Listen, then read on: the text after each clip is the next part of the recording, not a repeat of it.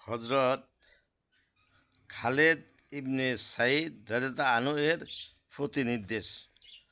হযরত খালেদ ইবনে সাঈদ রাদিয়াল্লাহু আনহু বলেন, রাসূলুল্লাহ সাল্লাল্লাহু আলাইহি সাল্লাম আমাকে ইয়ামানের দিকে প্রেরণ করিলেন এবং বলিলেন, তুমি যে কোনো আরব গোত্রের সম্মুখীন হও, যদি তাহাদের মধ্যে আযানের ধ্বনি শুনিতে পাও, তবে তাহাদিগকে কোনো প্রকার উত্যক্ত করিবে না।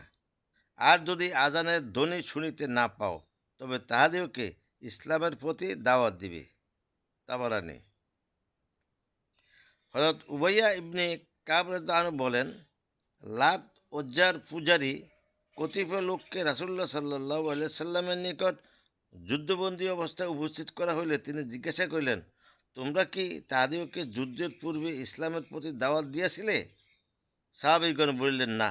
তিনি বন্দীদিগকে জিজ্ঞাসা করিলেন, তাহারা কি তোমাদিগকে ইসলামের প্রতি দাওয়াত দিয়াছিল? তাহারা বলিল, না। রাসূলুল্লাহ সাল্লাল্লাহু আলাইহি সাল্লাম বলিলেন, তাহাদের রাস্তা ছাড়িয়া দাও, যাহাতে তারা নিজ নিজ নিরাপদ স্থানে পৌঁছিয়া যায়। অতঃপর তিনি নিম্নোক্ত এই দোয়া, এই আয়াত তেলাওয়াত করিলেন।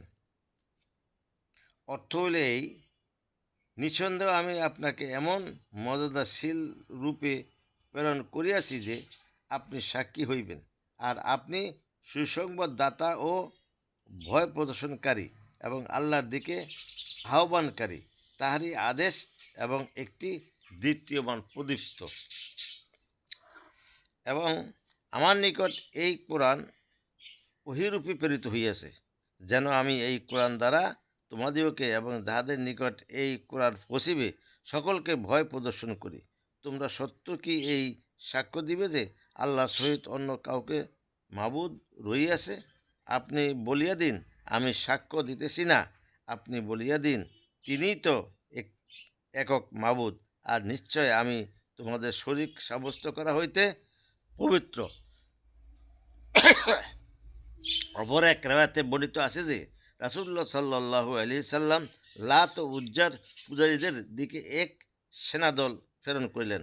উক্ত সেনাদল আরবের এক গোত্রের উপর হামলা করিয়া তাহাদের যুদ্ধাপরাধী যুগোপযোগী লোকদিগকে সন্তান সন্ততি সহ বন্দী করিয়া আনিল। বন্দীগণ রাসূলুল্লাহ সাল্লাল্লাহু আলাইহি সাল্লামের নিকট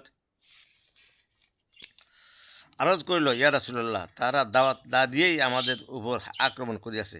তিনি সেনাদলকে জিজ্ঞাসা করিলেন, তাহারা উহার সততা স্বীকার করিল। নবী করিম সাল্লাল্লাহু আলাইহি সাল্লাম বলিলেন, তাহাদিগকে তাহাদের নিরাপদ স্থানে পৌঁছিয়া দাও এবং তারপর তাহাদিগকে দাওয়াত দাও।